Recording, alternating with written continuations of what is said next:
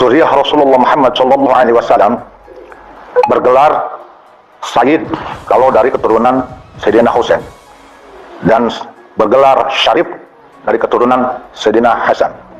Perempuannya dari keturunan Sayyidina Husain Sayyidah, perempuannya dari keturunan Sayyidina Hasan Syarifah. Lalu Habib itu gelar apa? Habib itu bisa menjadi gelar tradisi Bani Alawiyin, bisa jadi. Itu harus ditanyakan kepada mereka. Tapi kalau Habib menurut lugat secara bahasa, yaitu orang yang dicintai, ya, dan orang yang mencintai. Tapi kalau Habib menurut syariah, yaitu orang yang mencintai Allah dan dicintai Allah, mencintai manusia dan dicintai manusia, dan orang yang berilmu agama yang luas dan berakhlakul karimah, siapapun dia. Jadi siapapun dia, kalau Habib berdasarkan syariah, siapapun dia, baik dia zuriyah Rasul atau tidak, kalau dia berakhlakul karimah, berilmu agama Islam yang tinggi, ya, takwa, dan dicintai Allah, dicintai manusia dan mencintai manusia, maka itu pantas disebut Habib.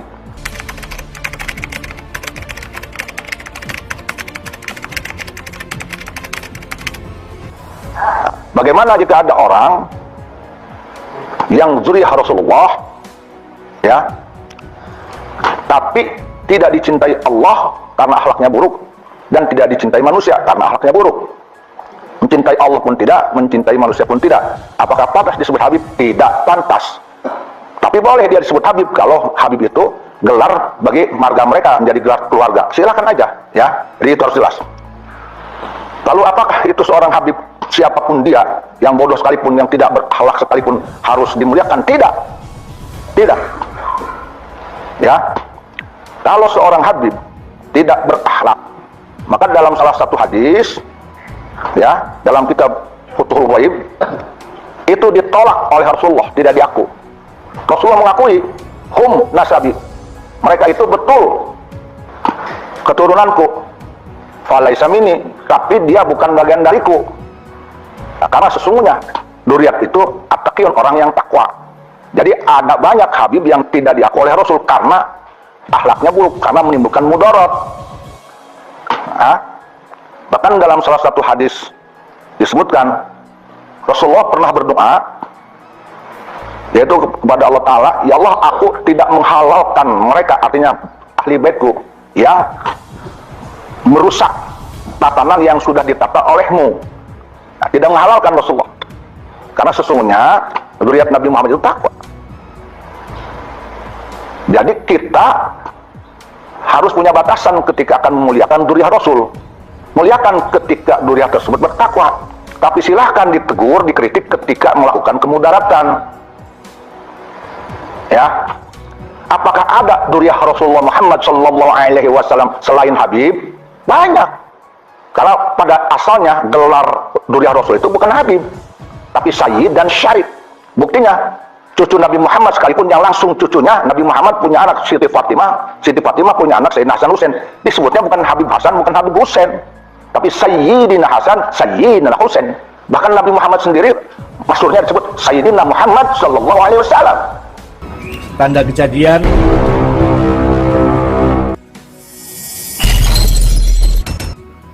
Assalamualaikum warahmatullahi wabarakatuh. Saudaraku, di pembukaan video ini sudah kita simak cuplikan video dari penjelasan Buya Yusuf terkait dengan eksistensi Habib, Syarif atau Sayyid, Syarifah ataupun Sayyidah. Dari situ akhirnya kita tahu siapa oknum yang layak disebut sebagai Habib, Syarif maupun Sayyid, Syarifah dan Sayyidah. Jadi saudaraku, berikut ini ada beberapa video yang sudah viral, perlu saya angkat lagi. Menurut saya, orang dalam video ini nggak layak disebut sebagai Habib. Silahkan disimak berikut ini. Orang model kayak Fuad Kepecerean dan temen-temennya ente tahu orang dia butuh apa, dia butuh duit, tapi duitnya duit haram, ya gak? Dengan cara hina-hina Habib. Daripada ente orang hina Habib nih, gue kasih duit nih buat ini, ambil, tuh, ambil, ha, semua tuh. Saudaraku, jadi itu video si bocil. Kalian pasti sudah nonton ya. Saya angkat kembali. Maaf ya, walaupun dia ngaku usianya sudah 30 tahun.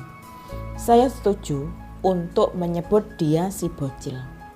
Karena dia tidak menunjukkan punya sikap dewasa. Saya juga nggak mau sebut dia Habib. Karena dia nggak pantas menyandang nama Habib. Video si bocil ini saya angkat lagi. Ini penting untuk edukasi masyarakat. Janganlah jika punya anak dididik seperti si bocil tersebut. Jujur, saya sangat emosi benar melihat penampilan si bocil ini. Ngaku Habib, ngaku zuriat Nabi, tapi perilakunya apa bisa dibilang baik seperti itu? Maaf ya, saya jadi bertanya, sebenarnya dikasih makanan apa ini si bocil selama hidupnya oleh kedua orang tuanya, sampai omongannya seperti itu. Kalau dia mengaku sebagai zuriat Nabi, kalau dia mengaku Habib, seharusnya tidak seperti itu. Maka saya tidak mau mengakui dia sebagai Habib. Saya juga tidak mau menganggap dia bagian dari Rasulullah Shallallahu Alaihi Wasallam. Sekali lagi maaf ya, dia tidak pantas menyebut dirinya Habib dengan perilakunya yang suka menghina orang lain. Apa dia nggak pernah diajari tata krama, sopan santun, budaya yang berbudi pekerti luhur? Sungguh kalau saya jadi orang tuanya, tentunya saya sangat kecewa punya anak seperti itu. Itu namanya Mahdi bin Yahya. Dia menyerang Gus Fuad Pleret, menyerang Sayyid Zulfikar. Menurut si bocil, hanya yang tercatat di Robitoh Alawiyah yang benar. Kalau menurut saya, yang paling diragukan Habib Ba'alawi, dia ngaku katanya usianya 30 tahun. Tapi perilakunya seperti bocil, seperti orang yang tidak pernah mendapat pendidikan yang cukup. Mungkin selama kecil dia tidak pernah mendapatkan pendidikan yang baik. Ini mungkin loh ya. Sehingga seperti itu budi pekertinya. Sekali lagi, dia buat saya bukan bagian dari Kanjeng Nabi Muhammad Shallallahu Alaihi Wasallam, bukan zuriat Nabi Muhammad Shallallahu Alaihi Wasallam. Karena kalau Kanjeng Nabi melihat orang seperti ini, apa beliau tidak kecewa? Orang biasa saja sangat kecewa, apalagi Rasulullah. Apa nggak kecewa melihat ada oknum yang mengaku sebagai zuriat Nabi, tapi perilakunya seperti ini? Berikutnya ini juga ada video yang menurut saya, dia yang ada dalam video ini juga nggak layak disebut Habib. Silahkan disimak berikut ini. Inian, Gus, ada Gus A B C D, wah hasil habaib kena buah ramai anak puyeng, udah bodoh. Bodoh amat, biarin aja Bib. Jangan dibahas Bib, biarin aja. Soalnya pada nanya sama anak. Iya Bib. Gini gimana bilang alhamdulillah udah jadi Habib di Indonesia, bersyukur kepada Allah Subhanahu wa taala sudah jadi Habib di Indonesia. Coba kalau jadi Habib di Afrika, auzubillah panas. Ketawa pun. Enak Ana banget coba ketawanya. gitu aja bilang alhamdulillah kita jadi Habib nih di Indonesia. Nah, jadi banyak muhibin. Kalau jadi habaib di Afrika, wallah jadi Bilal bin Rabah.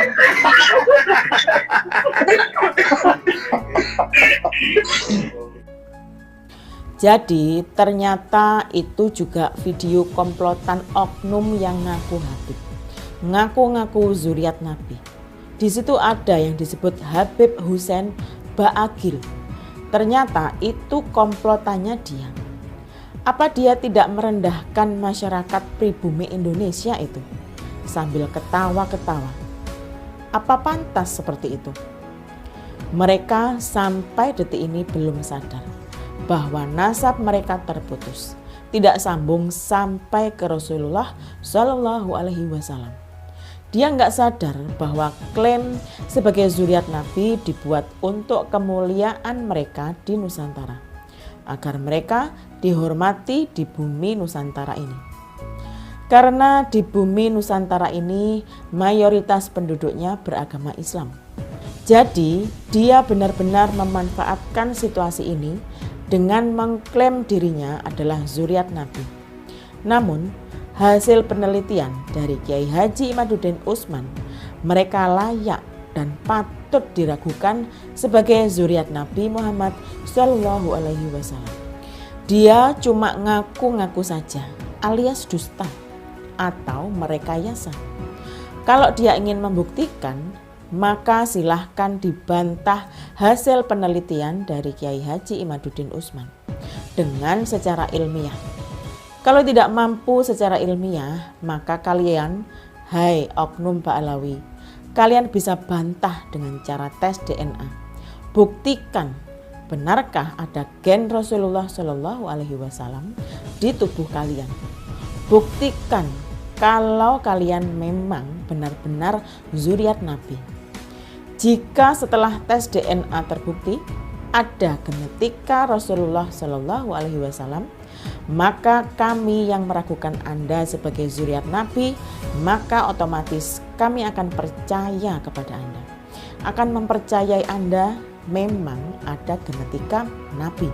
Saudaraku, berikut ini kita lanjutkan video dari Buya Yusuf, seorang ulama sepuh di Banten berikut ini.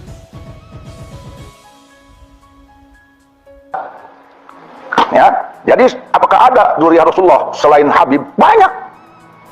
Sayyid, Syarif itu zuriat Rasul. Syarif siapa? Syarif itu zuriat Rasul dari keturunan Sayyidina Hasan. Syarif, mereka tidak disebut Habib, tidak. Ya, karena gelar Habib mah kalau tidak salah lazim hanya dipakai oleh Bani Alawi, Bani Alawin dari Yaman. Itu pun dari keturunan konon katanya Alwi bin Ubaidillah. Itu keturunan itu yang memakai gelar Habib. Tapi keturunan Sayyidina Al-Muhajir yang lain itu tidak panggil Habib. Semuanya Sayyid, Syarif, Sayyid, Syarif, Sayyid, Syarif. Jadi harus paham dalam hal ini ya. Harus paham. Apakah kita harus mengikuti semua yang diucapkan oleh Habib? Tidak. Ikuti yang baik, tinggalkan yang tidak baik. Lebih utama mana? Syarif yang bodoh dengan non syarif yang pintar. Berdasarkan kitab Muraqi Ubudiyah karangan Syekh Nawawi Tanaro, lebih utama alim yang ahwal dibandingkan dengan zuriyah Nabi yang bodoh. Alasannya kenapa? Berdasarkan kekuatan firman Allah dalam Al-Quran, yarfa'illahu allazina amanu minkum wallazina utul ilma darajat. Allah mengangkat orang yang beriman di antara kalian dan yang berilmu beberapa derajat. Itu al-ulama'u warasatul anbiya. Jadi ilmu didahulukan oleh Allah. Kenapa? Kalau terhadap orang yang berilmu kita bisa berguru mendapatkan ilmunya. Lalu kalaupun itu oknum Habib, kalau bodoh, nanti mau ngambil ilmu mana dari beliau? Oh, kalau kenasaban, kalau nasab tertinggi dibandingkan nasab yang lain, ya nasab ke Rasul. Kalau untuk pribadinya, dia yang punya nasab Nabi, keuntungan hanya buat dirinya. Oh, ada oknum Habib yang bodoh, andai katapun itu menjadi kemuliaan, mungkin dia punya keuntungan di akhirat, hanya untuk dirinya, gelar Habib untuk dirinya, keselamatan di akhirat pun hanya untuk dirinya. Tapi kalau ilmu, Ustadz Abdullah punya ilmu, bermanfaat untuk dirinya, bermanfaat untuk orang lain yang menjadi muridnya, menjadi orang yang takwa. Ilmu bisa membuat dia menjadi orang takwa sehingga selamat di akhirat. Tapi kalau Habib yang bodoh, kalaupun dia mempunyai keutamaan dari kehabibannya, tapi untuk dirinya, Tapi kalau ilmu bisa memberikan keutamaan ke yang lain, bisa menjadi pintar dengan pintarnya ngertinya ke agama, dia bisa menjadi orang yang takwa dan selamat. Maka lebih utama ilmu daripada nasab yang bodoh. Jadi jangan didengarkan ada oknum Habib yang ingin bangga bagai nasab tetapi tidak berilmu, yang mengatakan bahwa Habib bodoh lebih utama daripada yang berilmu 70 alim 7 kiai. Itu pembodohan. Itu bukan qala Rasulullah, itu pendapat ulama, beberapa ulama, bukan jumhur ulama, bukan konsensus, boleh ditolak. Ya, boleh tolak. Oh, hati-hati, pembodohan. Jangan gentar. Paham, paham? Siapa dia dzurriyyah Rasulullah? Apakah hanya Habib? Tidak. Dari dzurriyyahnya Wali Songo itu yang 9 melahirkan itu dzurriyyah Rasulullah Muhammad sallallahu alaihi wasallam. Bahkan dari dzurriyyah Wali Songo itu ada yang satu orang, ada yang berdarah Sayyidina Hasan dan ada yang berdarah Sayyidina Husain. Satu orang dari dzurriyyah Wali Songo. Khususnya dari dzurriyyah Sunan Giri, dari dzurriyyah Syekh Datuk Kafi, bahkan dari dzurriyyah Sunan Giri dan Syekh Datuk Kafi itu nasabnya ke Syekh Abdul Qadir Al-Jailani. Dan dalam dirinya itu darah Syekh Abdul Qadir. Dan di dalam dzurriyyah Wali Songo ada yang berdarah Sayyidina Husain saja, tidak Sayyidina Hasan. Ada yang berdarah Sayyidina Hasan, tidak Sayyidina Husain. Tapi ada juga yang satu orang berdarah Sayyidina Hasan wa Sayyidina Husain, Al-Hasani, Al-Husaini, As-Syarif, As-Sayyid. Tapi kalau Habib itu rata-rata hanya berdarah dari Sayyidina Husain. Apakah semuanya mulia? Mulia. Kalaupun Habib ini benar dzurriyyah Rasulullah, kalau takwa mulia. Syarif kalau takwa mulia. Sayyid kalau takwa mulia. Ya. Mengapa keturunan Wali Songo tidak tercatat di salah satu lembaga yang mengaku lembaga dzurriyyah? Karena di zaman Belanda ketakutan terhadap dzurriyyah Wali Songo yang menjadi ulama, yang menjadi pribumi, yang jika mereka diketahui oleh masyarakat itu dzurriyyah Rasulullah, bahkan dari darah Sayyidina Hasan dan Husain, maka masyarakat akan anut ke keturunan Wali Songo. Dan ketika dianut oleh masyarakat keturunan Wali Songo, sementara keturunan Wali Songo rata-rata melawan Belanda, anti Belanda, anti antek Belanda, maka nanti Belanda akan mudah dikalahkan. Makanya banyak yang sentimen sehingga dzurriyyah Wali Songo tidak dicatat. Itu siasat Belanda untuk memadamkan pemberontakan melawan Belanda oleh pribumi, oleh anak-anak keturunan Wali Songo. Bahkan keturunan Wali Songo itu lebih utama menurut saya, karena bukan hanya dia banyak berdarah Nabi Muhammad dari Sayyidina Hasan Husain, tetapi dia darah raja, darah bangsawan, darah pejuang. Catat itu. Dan tidak ada keturunan Wali Songo yang pengkhianat negara Republik Indonesia semenjak zaman Belanda, insya Allah sampai sekarang. Paham, paham, paham. Catat. Buka sejarah. Buka sejarah. Tidak ada sejarahnya keturunan Wali Songo menjadi antek Belanda, pengkhianat negara, bahkan sampai sekarang. Catat. Yang selanjutnya kita bahas nih, ada oknum Habib yang seolah-olah sentimen kepada Umaro dan sentimen kepada ulama yang dekat dengan Umaro, seolah-olah itu Umaro, itu ulama yang dekat dengan Umaro seolah-olah buruk di matanya, jelek di matanya. Awas, ini provokasi, ini mengadu domba agar rakyat benci kepada Umaro, agar rakyat benci kepada ulama yang dekat dengan Umaro. Tidak semua orang atau oknum ulama yang jauh dari Umaro itu baik. Tidak semua. Bahkan menurut Syekh Wahab Asy-Syarani di dalam kitabnya, orang atau oknum ulama yang menjauhi Umaro termasuk orang bodoh. Itu menurut Syekh Wahab Asy-Syarani, pengarang kitab Anwarul Qusiyah dan yang lain-lainnya. Jadi harus dibedakan, apakah ada menurut kitab itu ulama yang buruk? Ada. Yang bergaul dengan Umar memang ada. Tapi tidak semua ulama yang dekat dengan Umar itu buruk. Tidak. Tergantung pribadi masing-masing. Tergantung niat orang itu. Sementara niat orang itu tidak ada yang tahu kecuali Allah. Dan pribadi, kita jangan melihat dia dekatnya ke Umar. Lihat dulu bukti-bukti dia pengkhianatannya ada. Tidak. Jangan dulu main sikat aja. Dan selanjutnya, nih, kita baca di kitabnya nih. Saya baru belajar di kitab. Nggak bisa diajarin Gus Ajit tuh. Diajarin Ustaz Abdullah maca kitab nih, tapi terus aing maca kitab eta.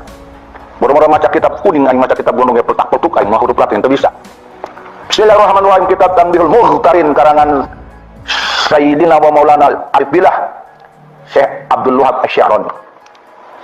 Bismillahirrahmanirrahim. Wa min akhlaqihim radhiyallahu ta'ala anhum, dan di antara akhlak-akhlak para ulama sufi yang Allah ridho kepada mereka, hajruhum li akhihim, mereka itu tidak mau kenal, tidak mau akrab, tidak simpati terhadap sesama saudaranya, sesama ulama tasawuf. Kenapa? Idza khalatal umara'a, tatkala si ulama itu dekat dengan umaro. Nah, di sini khalato, mukhalid, artinya mukhalid bukan kenal, mukhalid bukan dekat, mukhalid mah oknum ulama yang nurut aja kepada ketentuan oknum umaro yang ketentuannya, keputusannya buruk, dolim, nurut aja, itu mukhalid.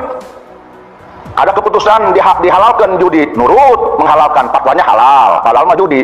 Nah, itu namanya ulama yang mukhalid dengan umaro, itu baru buruk. Sudah mah dia akrab, sudah mah dia kenal, mukhalid. Mukhalid itu dia ikut mendukung kebatilan dosa yang dilakukan oleh oknum umaro, baru itu namanya mukhalid.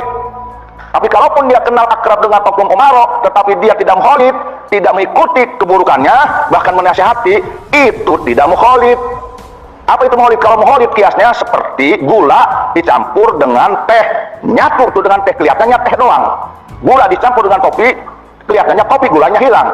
Kalau ulama yang mukhalid dengan oknum umaro yang dolim, artinya ulama tersebut ketika bercampur dengan umaro, dekat dengan umaro, maka dia mengikuti apa-apa keburukan, kejahatan oknum umaro, itu namanya mukhalid, baru ulama masuk. Sekalipun dia akrab dengan umaro, dekat dengan umaro, tetapi dia tidak mendukung keburukan, bahkan menasihati umaro agar lurus, mendukung kebaikan umaro, itu tidak mukhalid, itu mujawir.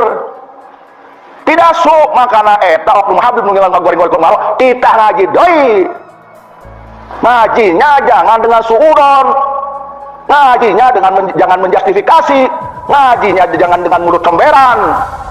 Ngaji pakai hati yang bersih, pakai akal yang jernih. Ngajinya kitabnya bereskan, kitabnya jangan belepotan, surahannya.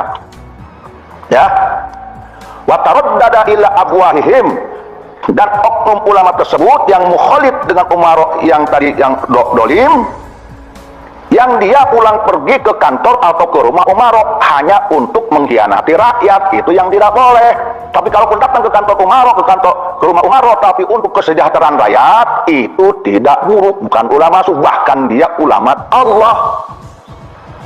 Ya, datangnya itu ke kantor umaro li ghairi daruratin syar'iyatin, dengan tidak ada urusan-urusan yang dibenarkan oleh syariah.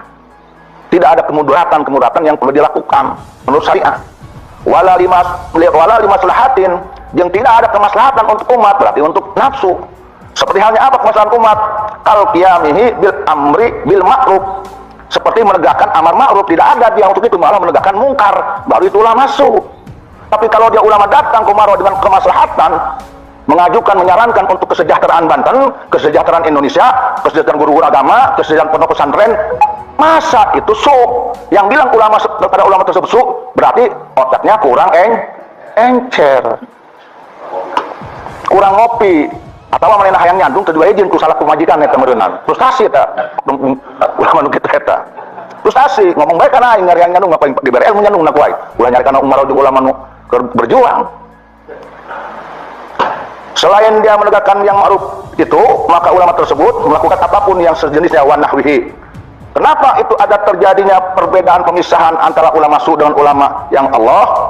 Kenapa ada kekhawatiran kalau bergaul dengan ulama dengan umar itu yang zalim itu nanti akan buruk? Kenapa? Karena mereka berdasarkan amalan di hadisi, mengamalkan salah satu hadis, inna fi jahannama wadiyan, sesungguhnya di dalam neraka jahanam itu ada lembah, yuqalu lahu hayhabu, yang disebut lembah hayhab.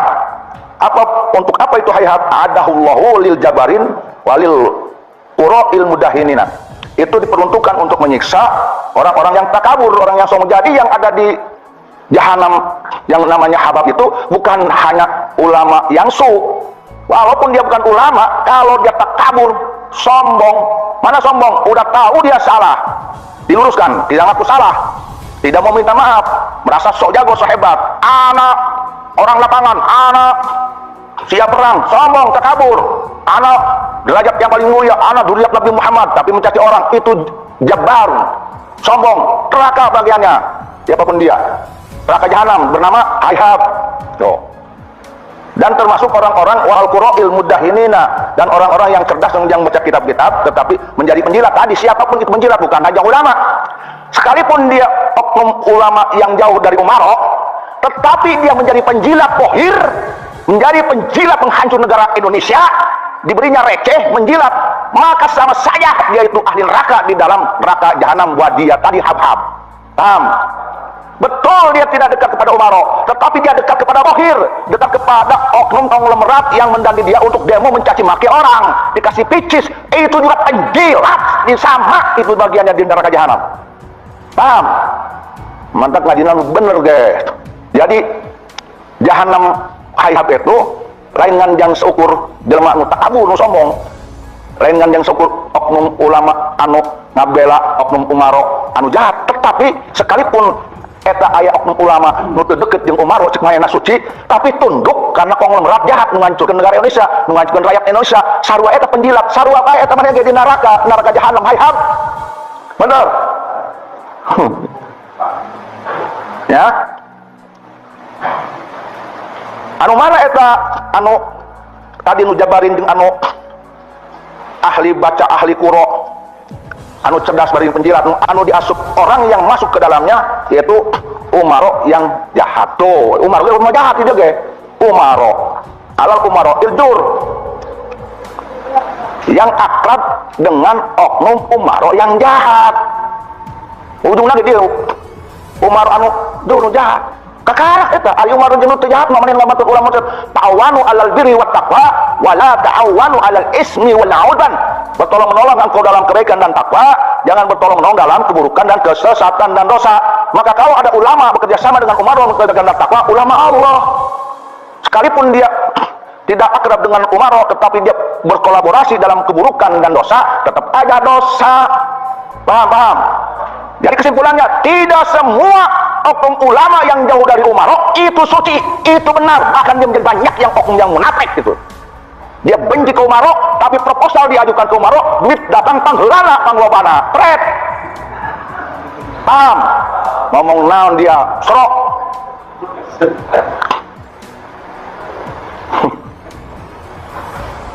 Banyak oknum yang anti umarok, yang mencaci maki umarok. Ternyata di dalamnya dia frustasi. Kenapa? Karena tidak dikunjungi oleh Kapolda. Kapolda yang baru tidak berkunjung ke pesantrennya, marah. Akhirnya dia demo-demoan. Sama aja itu penjilat.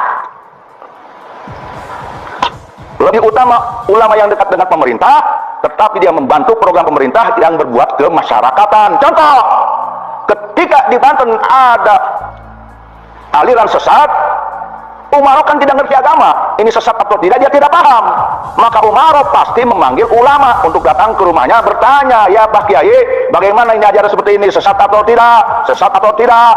Nah, nanyanya ke ulama. Nah, ulama kan datang ke kantor umarok, dijelaskan oleh Kiai, itu Pak Gubernur, Pak Bupati, Pak Presiden sesat. Oh, kalau begitu larang, dilarang. Masalah tidak? Bagus tidak? Oh, ada oknum yang mengatakan kalau ada ulama dekat dengan umarok itu orang munafik dan pengkhianat, salah tidak itu? Salah tidak? Salah tidak? Aing nurutan saya tanya yang itu yang cara main nurutan aing deh. Paham? Ngerti? Aing nurutan saya tanya yang kita dia nurutan aing. Memang aing itu bisa cara mandong seta. Ngan aing ceramah kitu tah aing digunakeun yang memprovokasi jelema aing tayang aing kitu eta. Nadanan mah bisa. Paham? Pencerahan dia. Orang al-mubarak jangan bodoh. Dan jangan mau dibodohi, dan jangan membodohi orang. Betul? Orang al-mubarak ini bukan dipimpin oleh orang-orang pengkhianat, bukan.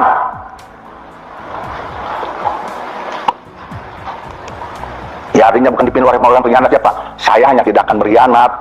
Insya Allah tidak akan berkhianat kepada kamu. Apa yang dikatakan berkhianat kepada kamu? Saya tidak akan membawa kamu kepada keburukan. Saya tidak akan membawa kamu mengajarkan kepada neraka, tidak akan. Saya akan mengajarkan kamu kepada ketakwaan dan Allah. Walaupun saya belum takwa dan belum sampai kepada Allah, tapi ajarannya harus seperti itu. Maka saya tidak akan menjadi pengkhianat bagi kamu. Mau tidak? Ya. Paham ya? Jadi kalau kita tetap berprinsip memuliakan orang itu yang pertama karena akhlaknya, Yang kedua karena ilmunya. Baru itu dilihat, apalagi dia berakhlak berilmu, ya zuriyah Nabi, opat sehat 5 sempurna. Itu yang utama. Oh, itu bukan zuriyah Nabi, tetapi dia punya ilmu dan akhlak. Ikuti, gurui. Oh, itu zuriyah Nabi, Habib, tapi tidak berakhlak, tidak beradab. Tinggalkan. Oh, Rasul nanti marah. Kata siapa? Tuh. Dari mana dasarnya? Dari dongol. Rasulullah Muhammad SAW tidak akan tojaiyah dengan Al-Quran, tidak akan tojaiyah dengan Allah Subhanahu Wa Taala. Allah sudah jelas mengatakan akramakum indallahi atqakum. Nabi Muhammad tidak akan tojaiyah, maka Nabi Muhammad pasti akan memuliakan siapa dia yang takwa, sekalipun itu bukan duriannya. Kalau takwa, Rasul muliakan. Sekalipun itu duriannya, kalau tidak bertakwa, membuat kemudaratan, kerusakan di muka bumi, menjadikan di muka bumi ada fitnah syarok, maka Rasul tidak akan mengakuinya. Tidak mungkin ucapan Rasul, akhlak Rasul bertentangan dengan Al-Quran, karena akhlak Rasul adalah akhlak Al-Quran. Dari mana datangnya? Kalaupun itu Habib, dosa, bermaksiat, mabok, lebih mulia daripada ulama kiai yang pakai sorban. Kan itu bertentangan dengan akhlak Rasulullah. Serok, aco. Jangan mau digembosi di doktrin, oleh doktrin kualat, oleh doktrin laknat, oleh doktrin tidak aku Nabi. Dusta itu rata-rata. Jadi jangan kamu terdoktrin dengan seolah-olah tidak ada ajab, tidak ada durhaka, tidak ada laknat Allah bagi yang bergelar siapapun dihabaib, walaupun dia pendosa. Itu dusta, doktrin jahat itu. Sesat. Jangan didengar yang kayak gitu. Paham? Begitu ya tadi aku kurang nyusup bereneta. Jadi kita hati-hati. Hati-hati. Sekali lagi saya tekankan. Di Indonesia ini, zuriyah Rasul banyak. Dari keturunan Wali Songo, justru itu ada keturunan Syekh Abdul Qadir Jalani, keturunan Sayyidina Hasan. Harus hati-hati. Tapi bahkan itu katanya tidak tercatat di salah satu nakobah. Betul. Pertanyaannya, kenapa Bah tidak dicatat? Siasat Belanda. Untuk apa Bah? Sengaja agar keturunan Wali Songo tidak diketahui oleh masyarakat bahwa di Indonesia tidak ada keturunan Wali Songo. Kenapa sebabnya Bah? Karena Belanda tahu bahwa yang banyak melawan Belanda itu ya keturunan Wali Songo, yang api perjuangannya tidak bisa dipadamkan, tidak bisa, tidak nyerah oleh diberi medali oleh Belanda, tidak nyerah oleh diangkat jabatan oleh Belanda. Itulah keturunan Wali Songo. Tapi kalau keturunan sebelah ada yang taluk diberi medali oleh Belanda. Bung, keturunan sebelah ada yang nyerah karena diberi jabatan oleh Belanda. Makanya perlawanan Cilegon tidak berhasil, Ki Wasit dipancung.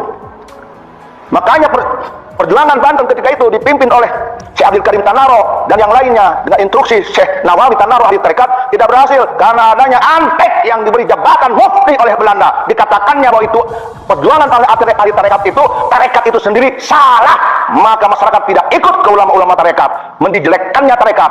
Nah, makanya perjuangan pemberontakan petani di Banten tidak optimal. Paham? Kalian sudah tahu siapa pengkhianatnya. Satu tuh, Banten dikotori.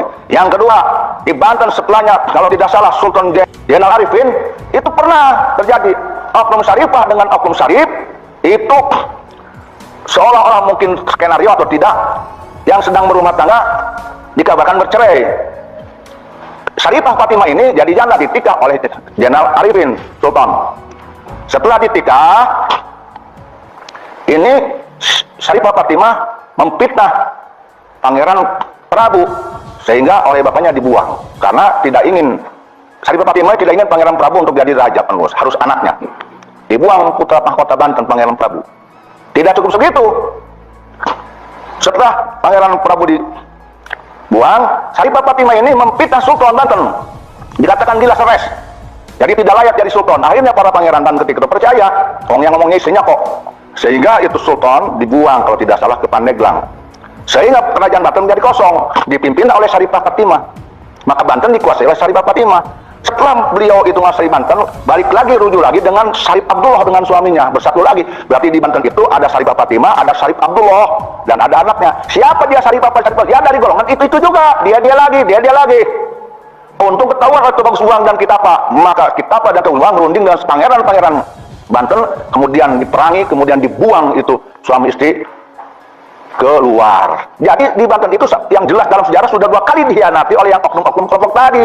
Dia lagi tuh. Yang mengaku diri di dalam tubuhku ada darah cucu Nabi. Pret. Oh itu Banten sudah 2 kali dikhianati. Maka saat ini tidak ada lagi di Banten dan di bumi Nusantara, pribumi Nusantara dikhianati, dibodohi oleh oknum-oknum yang hanya ngaku-ngaku zuriat Nabi. Berdiri kalian, injak bumi Indonesia adalah bumi kalian. Negara ini negara kalian. Kalian wajib menjaga Indonesia, kalian wajib menjaga tanah air Indonesia. Dan siapapun yang akan menjajah kalian. Sudah cukup Belanda menjajah kita. Sekarang kita tidak boleh dijajah oleh siapapun dari luar negeri. Paham? Paham? Bangkit kalian. Tidak ada lagi penjajahan. Setelah Belanda, di zaman modern tidak ada lagi penjajahan. Dan siapapun dia orang asing. Kalian harus punya harga diri. Kalian pun darah pejuang. Bangkit kalian, tidak perlu kalian mencium kaki orang-orang yang mendolimi tanah tumpah darah Indonesia dan rakyat yang sudah dari keturunan Wali Songo khususnya. Tidak ada kemuliaan bagi mereka keturunan pengkhianat negeri ini, paham? Kecuali mereka yang tobat, yang takwa kepada Allah Subhanahu Wa Taala dan berbakti pada rakyat dan bekerja sama dengan umarok untuk membangun Indonesia dan rakyat Indonesia. Ya. Ini bisa dia kan, ngamuk sama dia. Ngamuk mah aing ngebogana, kudu diajaran. Aing mah kudu diajaran lembut. Kudu diajaran sopan.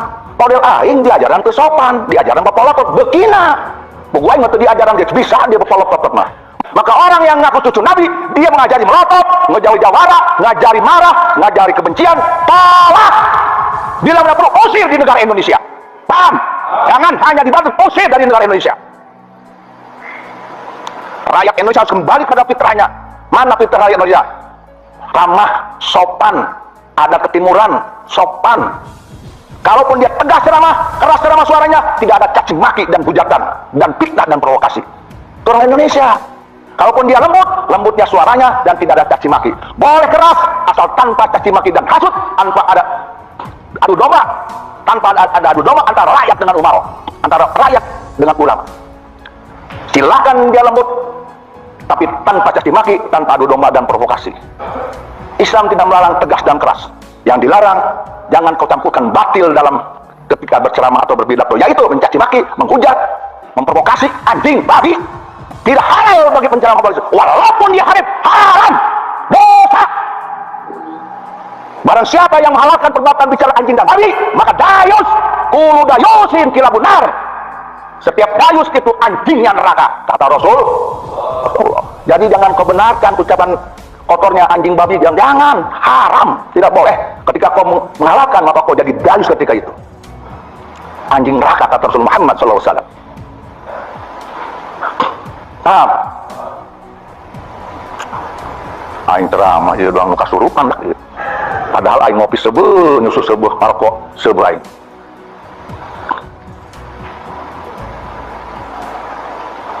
Paham tuh? Ayo aing ngomongnya di majelis aing. Aing ngomong majelis aing ini mah. Kanu nyarah. Ngaji ieu mah nya. Ngaji. Kan pasti nama darah dia paham berenya. Lamun teu paham dia, berarti dia pengagum si eta berarti. Awas dia nya mun dia teu paham dia pengagum si eta dia orang sebelah. Hah? Mabur dia kan itu kan negara dia. Benar. Tapi sekalipun begitu, bagaimanapun dia itu, siapapun dia, selama dia muslim, tetap kita berdoa semoga Allah ampuni mereka. Allah beri rahmat, taufik dan hidayah. Allah luruskan hati, ucapan dan perbuatannya. Allah kembalikan dia menjadi hamba Allah, bukan hamba nafsunya. Allah jadikan dia husnul khatimah, selamat di dunia akhirat, berakhlakul karimah, bermanfaat kepada seluruh manusia, bermanfaat kepada bangsa, agama dan negara, wabil khusus umat Islam. Saudaraku, demikianlah video yang bisa kami tampilkan kali ini. Semoga bisa memberikan edukasi dan rekreasi, bisa memberikan nilai hikmah dan hiburan kepada Anda semuanya. Semoga apa yang sudah menjadi keraguan Anda terkait dengan keberadaan Habib di Indonesia bisa semakin punya dasar. Dari penjelasan Buya Yusuf tersebut, kami akhiri. Terima kasih yang sebesar-besarnya karena Anda sudah menonton video ini sampai akhir. Kami selalu doakan semoga Anda sehat walafiat, selalu dimudahkan semua urusannya, selalu ditambah dan diluaskan rezekinya. Amin amin ya robbal alamin. Kami ingatkan untuk selalu mendukung channel Tanda Kejadian dengan cara menekan subscribe, like, dan tanda lonceng bagi yang belum. Dan juga pastikan Anda selalu menonton video-video dari channel Tanda Kejadian. Kami akhiri, salam kebersamaan, salam kerukunan, salam persatuan dan kesatuan, salam Pancasila dan NKRI harga mati. Wassalamualaikum warahmatullahi wabarakatuh. Merdeka!